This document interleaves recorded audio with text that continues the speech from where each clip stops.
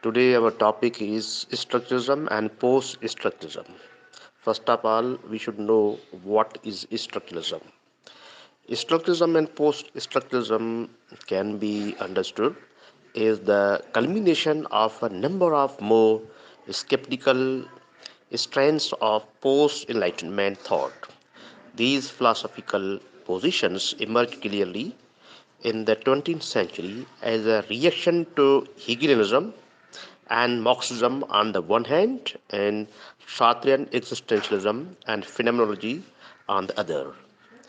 So we understand in this context that in this development Nietzsche, the later writings of Heidegger, and the linguistics of Saussure play an important role. So, for understanding more structuralism, we have to go Levi Strauss. That is a very important philosopher which belongs to structuralism, and you know that he was a very much important philosopher. Levi Strauss originally studied law and philosophy, but eventually turned to anthropology to become one of the subject's leading voices in the 20th century. You know that he is very much important and belongs to 20th century. He has also been one of the most prominent figures in the structuralist movement, and his various anthropological studies are considered classics of the structuralist approach. Given his classic status in this regard, Levi Strauss has been a prime target of the post-structuralist movement, which has been highly critical of the methodology lying behind his structural anthropology, in particular its system building bias. Levi Strauss' overriding concern has been to identify the underlying deep structures of cultural phenomena, and his research tends to concentrate on finding patterns and common features within those phenomena, which are taken to be structured on the model of language. In one of his most famous pieces of analysis, in the raw, in the cooked, which was published in 1964, which was a very important book, a group of apparently desperate South American tribal myths are argued to be variations on a theme having a similar underlying structure and narrative elements, which undergo subtle modifications or transformations from tale to tale. Like all structuralist theorists, this is a very important thing to note down that, like other structuralist theorists, Levi Strauss makes extensive use of binary oppositions, with the nature culture distinction being one of his main ways of classifying human behavior. The theory is that all instances of human behavior must belong to one of other these mutually exclusive categories, but Levi Strauss himself, the theory is that all instances of human behavior must belong to one or other of these mutually exclusive categories. But we find that but Levi Strauss himself is forced to admit that the incest taboo seems to fall into both. But we find that Derrida criticizes, and he says Derrida has been particularly critical of Levi Strauss on this issue, arguing that his admission casts doubt on structuralist methodology in general and the principle of binary opposition in particular. Levi Strauss becomes for Derrida symbolic of the structuralist desire to make everything fit into prearranged, ordered systems, a tendency he regarded as authoritarian. So, after Levi Strauss, there's another name of Lacan. I, I think you all know his name and well acquainted with Lacan's philosophy, and he's one of the most structuralist like Levi Strauss. He's regarded one of the outstanding figure. His name is Lacan or Jacques Lacan, psychoanalyst, and he was born 1901 and died in 1981. I have already discussed that along with Levi Strauss, Michel Foucault, and Ronald Barthes, the psychoanalyst and philosopher Jacques Lacan was one of the central figures of French high structuralism. Like Foucault and Barthes, his work has proved adaptable and fertile enough to continue to influence post-structuralist and postmodernist thought. Indeed, Lacan is one of the founding fathers of postmodernism. His dense, difficult, and you see the difficult prose cut with puns, heavy with nuance, his gidding flights of fancy, his often apocalyptic style have all influenced postmodernist discourse. Dear student, this is very much important to note down that Lacan became something of a celebrity with the publication of a collection of articles and other pieces, which is under title Ecrits, Ecrits. This book was published in year 1966. And if you get a chance, please go through this book. This is very important. Transcriptions of his weekly seminars held for the training of psychoanalysis continue to appear. Although Lacan's work could be seen as an extended debate with Sigmund Freud, it is a debate illuminated by Lacan's palindrome of Hegel, surrealism, structuralist linguistics, and anthropology of Levi-Strauss. Levi-Strauss had shown how Saussure structuralist method could be used to understand kinship relationships and primitive myths, and Lacan from the early 1950s until his death in 1981 attempted to imply the same methods to map the underlying structure of the human psyche. जेकॾहिं तव्हां इहो पढ़ियो हुजे तव्हां जेको fried जो concept आहे primitive societies जो ऐं उनजो जेको जंहिं ते हिन क्रिटिक पोइ जंहिं ते लेकान पंहिंजो कमु कयो आहे त तव्हां उहो जेको अंडरस्टैंड कयो आहे किनशिप जो रिलेशनशिप कीअं थिए पियो या पंहिंजे माइटनि सां त उहो खणी आयो जेको आहे इलेक्ट्रो कॉम्प्लेक्स ऐं Oedipus complex that is very much important to understand clearly Lacan's some critique on their theory of Freud, and he has debated on and eliminated certain things. पोइ छाकाणि त जेको डल्यूज़ आहे उनजी क्रिटिक तव्हांखे वरी लेकान ते मिलंदी त लेकान जेको फ्राइड ते कमु कयो आहे उन कॉन्टेक्स्ट में इहा ॻाल्हि आहे त उन साइकोलॉजी खे कीअं इंसान जी लाइफ में केतिरो उनजो रोल प्ले थिए थो that is the you may understand like the other great structuralist Lacan begins with language because his focus is language. Lacan जो घणो जेको ॿोलीअ ते घणो फोकस आहे ऐं उहा ॿोली कीअं इंसान जी ज़िंदगीअ में अहम किरदारु अदा करे थी that is very much important to note down. In many ways his work is the extension of Saussure's insights into language to the operation of the mind. सो ॿोली जेकी आहे माइंड में कीअं वर्क करे थी या तव्हां सोशायर जे कॉन्टेक्स्ट में जेके शयूं सम्झायूं तव्हांखे उन पस मंज़र में इहा ॻाल्हि आहे you may perhaps understand this his most famous statement is the claim that the unconscious is structured like a language जेको लाशूर आहे इंसान जो उहो बि लैंग्वेज आहे त उन ते हिन जो फोकस आहे लेकान बि उन साॻी शइ खे सोशायर जी उन ते रखी करे पंहिंजो मॉडल जेको आहे मेथड उन ते बुनियादु रखियो हुयो which he means to say that the unconscious works with the same tools as language and that it only comes into existence because of language. Saussure had argued that it is the overall structure of a language, the system of differences that gives language the ability to mean. The meaning is very much concerned with that language. For Saussure, the link between a word, the signifier is जीअं मूं तव्हांखे पहिरें क्लासनि में ॿुधायो signified and signifier. The signifier and the idea it conveys the signified. There's a difference. Signifier and signified. The concept over here, same is very much clear. It's purely arbitrary. Nevertheless, he argues that there is a certain ability in the relationship. Lacan, like Jacques Derrida, challenges that cozy relationship.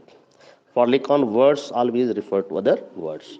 Signifiers form a chain along with be slip without ever reaching a fixed or definite meaning. A sentence can always be added to, and that addition can completely reverse its meaning. Metaphor and metonymy, both of which involve the substitution of one signifier for another, further disrupt the links between signifier and signified. You may find the same thing in Shab Latif's Bataille's poetry or even in Shakespeare. Bataille has used the metaphors. Mystic unayan we metaphors use kanan. Sagi shay te bhi ai. Lacan's emphasis on language is part of his reaction against the reductionist biological reading of Freud prevalent among Freud's American followers. Lacan's return to Freud in reality is a return to the earlier works of the master, such as the interpretation of dreams and the psychopathology of everyday life. ई छाकाणि fried जो जेको आहे follower बि हुयो ऐं fried जेको हुन जा जेको ख्वाबनि जी जेकी इंटरप्रिटेशन आहे ऐं हुनजो psychopathology of everyday life in which the biological origins of our thoughts emotions and behaviour are de-emphasized in favor of social or cultural factors. They are very much important. Lacan extends the reach of these non-biological forces, interpreting, for example, the Oedipus complex as a linguistic transition. The incest taboo is a cultural phenomenon reliant on the linguistic categories of father and mother, quite independent of any biological instinct or. Indeed, for Lacan, the biological concept of need is largely displaced by the concept of desire. You must find the desire, suppressed desire, जेके आहिनि fried जूं उहे जेके इंसान जे अंदरि उहे concepts जेके related आहिनि उन्हनि ते ई हिन जो लेकान बि जेको आहे उन्हनि ते फोकस कयो त need can be gratified but desire is irrepressible. A child has a need for its mother's milk. Is a very much important thing. Because child ॿार खे जेकी आहे माउ जी खीर जी थञ जी ज़रूरत पवंदी आहे which can be gratified but it desires its mother's love and their desire for love can never be satisfied. Lacan's model of development involves three interlinked orders. We carry on the imaginary, the symbolic, and the real. The imaginary phase comes with the child's recognition of itself in the mirror when it sees itself for the first time as a coherent entity ॾिसे थो पंहिंजो पाण खे coherent entity rather than some fragmented ill-assorted jumble of fleshy odds and ends. But this unity is illusory, an ideal of integration. From the imaginary, the child emerges into the symbolic, the world of culture, of language, and in particular, the world of signifiers. It is a realm of culture in which the human subject comes into existence, a world ruled over by the symbolic name of the father, which acts as an enforcer of stability, the word of the law. The real is not in any sense the real world, but is that which evades images and symbols, a threatening absence lurking behind the symptoms of neurosis. Now, over here, Lacan has had a great influence on literary studies and, in particular, feminist theory. Feminists have valued Lacan's emphasis on the cultural linguistic origins of gender differentiation, which seems to offer an escape from brutalist biological theories of sexual difference. Feminists are, however, sharply critical of the patriarchal assumptions deeply embedded in Lacan's discourse. So, हिते इहे सभु शयूं जेको आहे लेकान सां concern आहिनि. लेकान जो तमामु घणो एक्सटेंडेड वर्क आहे. So, for the shortest of time, we just focus is some essential philosophical approaches. Now I come to Michel Foucault. He is a very much important philosopher, historian, and cultural critic. His influence in 20th century is like Gadamer and other philosophers. He is very much important, and he was born in 1926 and died in 1984. Michel Foucault was perhaps the single most influential theorist to have emerged from the transformation of the great post-war structuralist program into the postmodern theoretical world.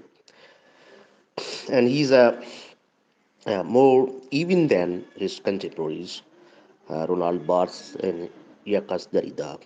Foucault has inspired whole schools of thought, molding philosophers of science, literary critics, sociologists, and cultural historians to his own distinctive form of discourse analysis.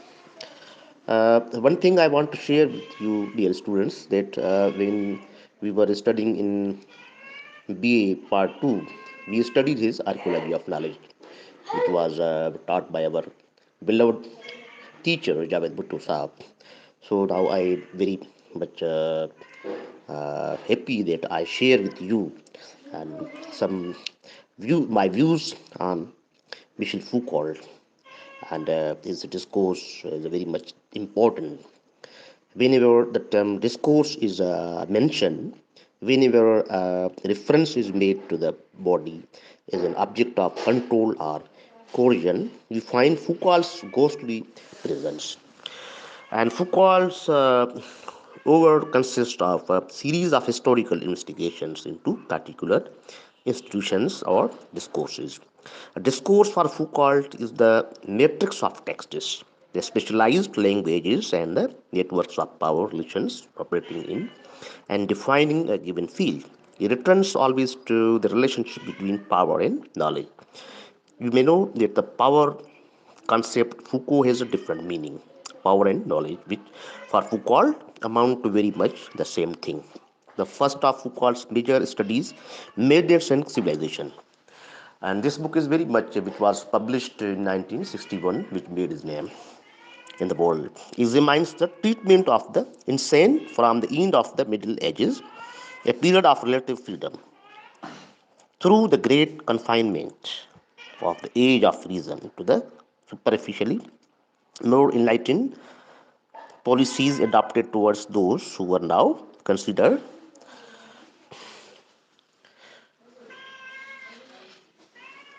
mentally ill after the French Revolution. The Birth of Clinic is another book which was published in 1963.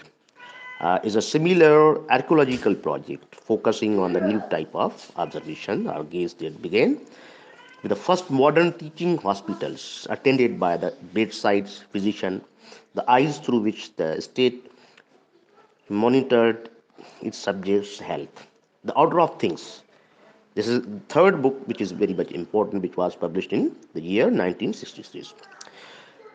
Dear students, this book established Foucault's critical reputation and became a bestseller in France. France is a more general study of how, from the 17th century, the disciples of psychiatry, medicine, biology, linguistics, and economics came to define their proper subjects, carving the world into ordered, controllable units, fixing each into a rigid structure. This is very much important to note down that Foucault defined the methodology. He means to say that the methodology is governing these early works in the archaeology of knowledge, which I mentioned earlier that this book is very important. And this book was published in the year 1969. In distancing his approach from that of conventional historians, Foucault leans heavily on the concept of discontinuity.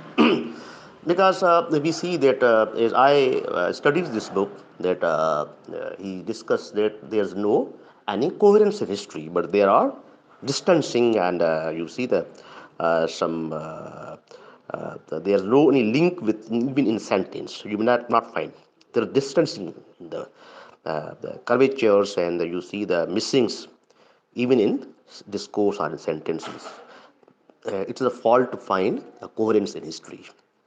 So for the traditional historian, discontinuity was both the given and the unthinkable. The past is made up of innumerable instances, decisions, accidents, initiatives, discoveries, which the historian must annihilate by molding them into a continuous narrative.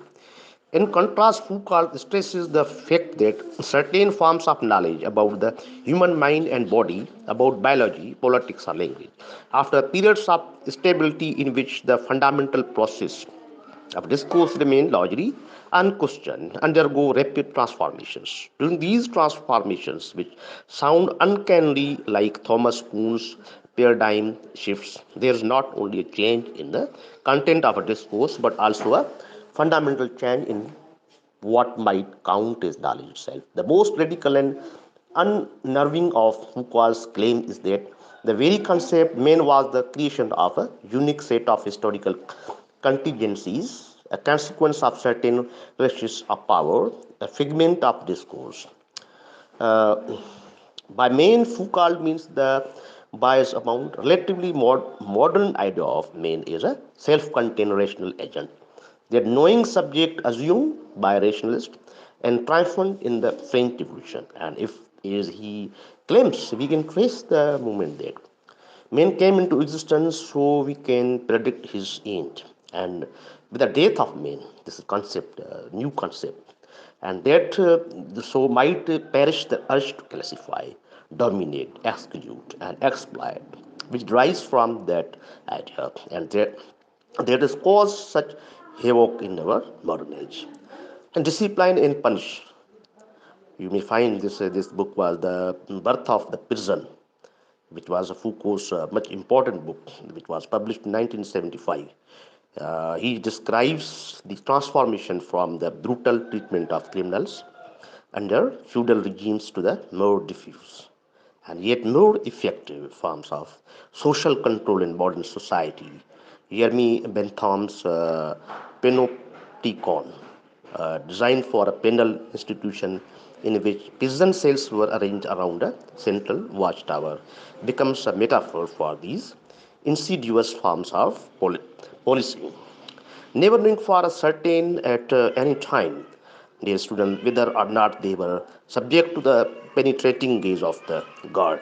The prisoners come to regulate their own behavior. Foucault's last great project, unfinished at his death, was the history of sexuality.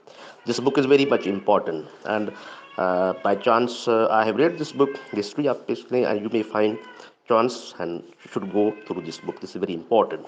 In the first of the three published volumes, he seeks to understand, undermine the repressive hypothesis, the commonly held belief that the freedom of discussion about sex in the modern age represents a radical and positive departure from the Victorian world of repression and silence.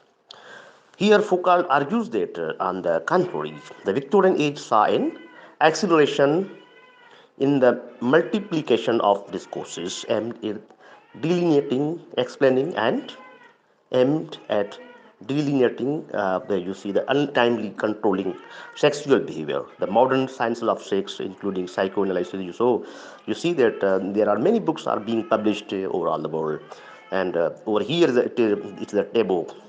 You see the prohibited tree not discussed with the students and in the schools and universities and colleges. But in a Western society, you see that even Foucault and different philosophers and scientists and psychologists have discussed on the sciences of sex. The modern sciences of sex, including psychoanalysis, are simply including, you see, the continuation of the will to power in the form of the demand to know. The second and third volumes, The Use of Pleasure and the Care of the Self, both published in 1984, present a series of fascinating case studies showing how sexual behavior developed from the classical obsession with boy love to the early Christian concern with marriage and heterosexual relations. If he does little to advance the argument of the first volume, Foucault at least gives ample evidence to demonstrate his case against the view that there is anything inherently natural about any particular form of sexual intercourse. Sexual relations are always governed by complex codes, strict rules about what can and cannot be done. Okay, I think this is enough. But one thing is very much important. Foucault's brand of political activism was closely allied to his intellectual position. After an early flirtation with orthodox Marxism, he came to believe that the ground causes in class is politics advocated by the traditional left in France were as oppressive as the bourgeois establishment they wished to overturn. This is a critique of Foucault Marxism.